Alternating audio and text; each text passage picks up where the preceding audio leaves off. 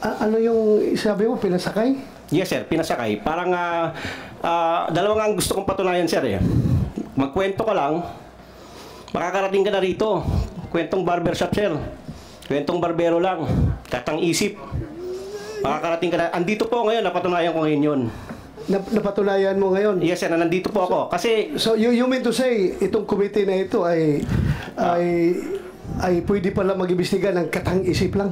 Sasakay-sakay ka lang? Gagawa ka ng gimmick para maipatawag ka dito? Para maipabulalas mo yung gusto mong dokumentong palabasin? Wow, how shallow your motive. Yes, sir. So, ibig sabihin, sino nag-utos sa'yo na pasakayin mo si Enriquez? Magandang araw po sa inyo, mga mahal naming senador.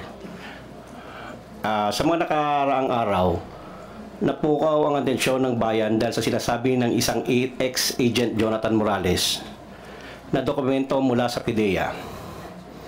Noong nakaraang pong hearing, nabanggit niya na ni Ginoong Morales ang pangalan ko na Eric Santiago na tumawag sa isang Romy Enriquez na sinasabi niya na nais ko siyang pigilan sa kanyang pagsalita tungkol sa nasabing dokumento. Sa punto pong ito, nais ko pong ipabatid sa kagalang-galang na Senado ang wala akong intensyon na pigilan at ang totoo ay upang patunayan lang sa bayan ang dalawang bagay. Ano po yun? Na napakadali pa lang mapunta dito. Gagawa ka lang ng isang kwento at katang-isip na kwento sa pamamagitan ng pambobola, mapupunta ka na rito.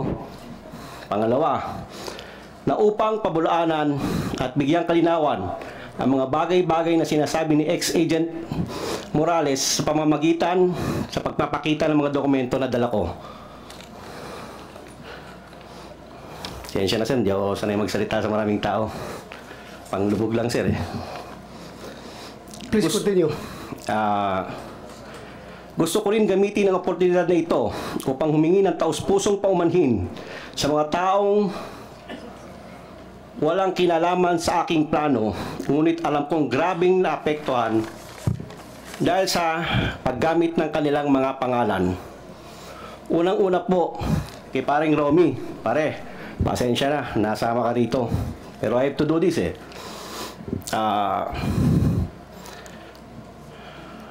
pangalawa po, sa pangalan ni Ginoong James Kumar, kung asan man po siya, pasensya na po. Sa nasabi ko po na dokumento, ipakikita ko pang magbigay dagdag linaw sa sinasabi ni ex-agent Morales. Nandito po yon. May hawak po akong dokumento na gusto ko lang ipakita talaga. Ito po yung rason kung ba't pinasakay ko sila sa usapan. Para makapunta lang po ako rito at may presenta mga dokumento sana na magbibigay linaw sa mga sinasabi ni Agent Morales. Ano yung sabi mo, pinasakay? Yes, sir. Pinasakay. Parang dalawa nga ang gusto kong patunayan, sir. Magkwento ka lang, makakarating ka na rito. Kwentong barbershop, sir. Kwentong barbero lang. Katang isip. Makakarating ka na. Andito po ngayon, napatunayan ko ngayon yun. Napatunayan mo ngayon? Yes, sir. Nandito po ako. Kasi... So, you mean to say, itong committee na ito ay pwede pala mag-imbestiga ng katang isip lang? Ako po, ang sinasabi ko, yung akin po, hindi po kayo. Kayo po ay tunay. Alam ko po ang inyong layunin. Ako po ay para sa akin. Gusto ko lang pong makarating dito upang magbigay linaw lang po, magdagdag linaw dahil sa mga dala.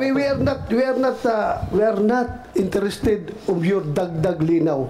We are interested on what happened, what transpired in that recording. Kaya yun ang explain mo. Huwag ka na maghanap pa ng ibang dagdag linaw. Please explain your side as far as that video is concerned.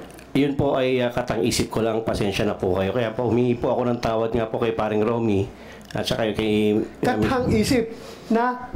Kasi actually sir, hindi naman para sa lahat yun eh. Sa amin lang sana yun.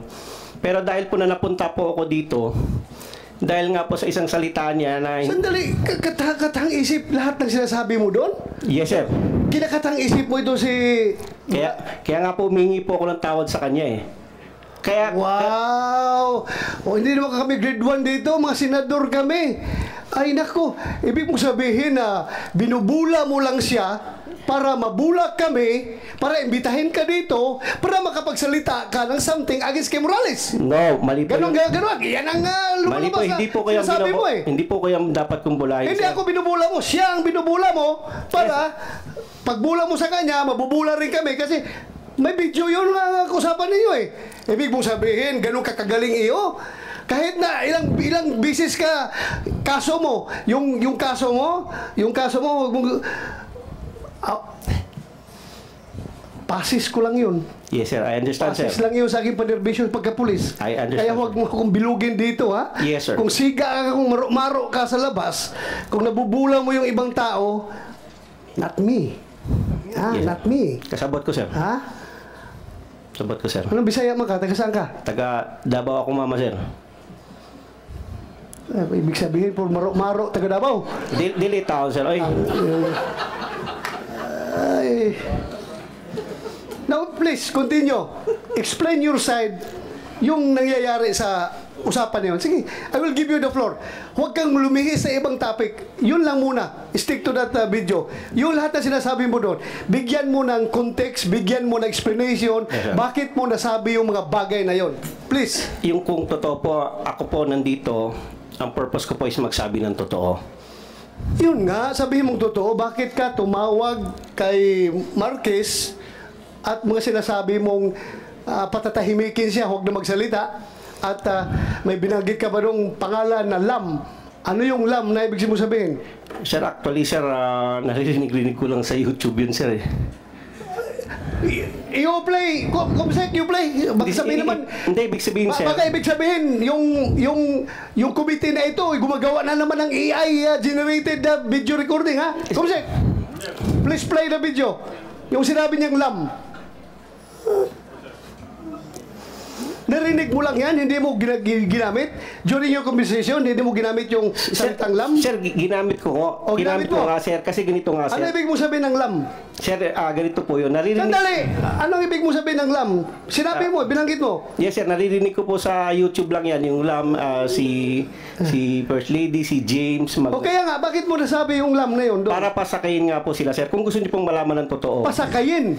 Opo, para papasakayin lang po si Romy at si Agent Morales, sir. Eh, hindi mo nga alam na nasa bahay ni Morales si Marque Enriquez. Ganito po yan, sir. Si Romy kasi, pag matri-trigger ko siya, alam ko na makakarating kay Morales yan. So anong purpose mo? Anong agenda mo Eto dito? nga po, sir, Anong kasi- motive mo? Bakit mo siya iti-trigger? Sige nga. Gusto ko po kasi may mga dokumento po kasi kung dala.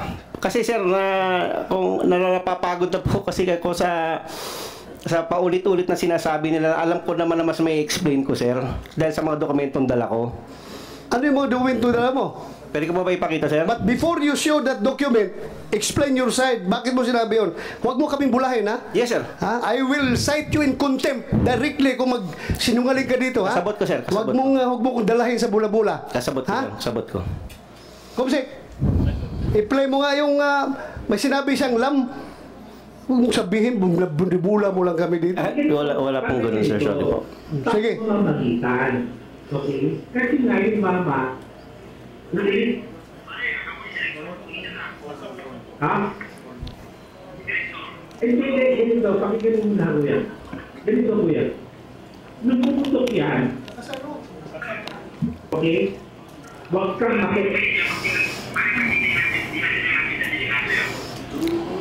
Kaya nga ganito, padre.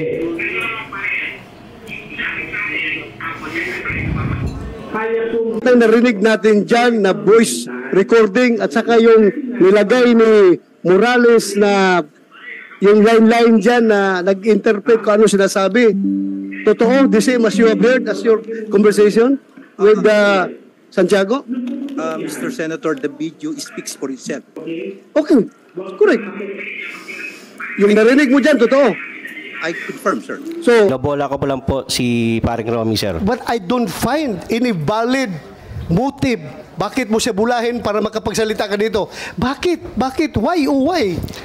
Kasi sir, yun nga, kagaya na sinabi ko, napapagod na po kami. Napapagod na po ako doon sa paulit-ulit na pasensya na po kayo, sir. Oh. Kung Kasi marami po doon tungkol sa dokumento na pinipresent niya na mas dapat sana mas maintindihan, mas ma-explain ko po para sa akin po, sir.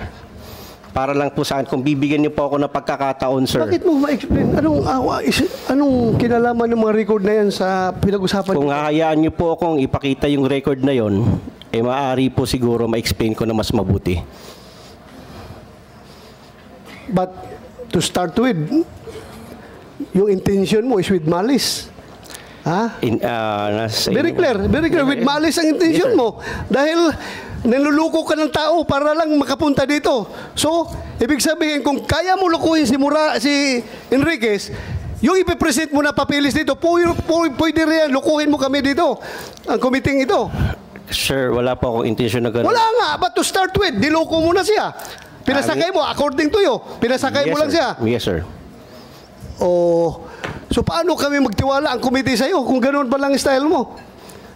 So useless din presenting that evidence kung to start with, ang intention mo ay tainted with malice. Para sa akin po, sir, subukan niyo pong muna akong pakinggan, ipakita ko yung dokumento at maipaliwanag sa inyo ng mas intense. Before you present that document, submit mo muna sa committee. Titingnan namin if that is germane to the issue at hand. Isubmit mo muna yung dokumento dito. Pag-aralan ng legis namin, ng COMSEC. Kung germane yan, otherwise, gagawin mo na namang binyo itong committee na ito for other reasons. Please submit that to the committee. Pag-aralan namin. And we will get back to you.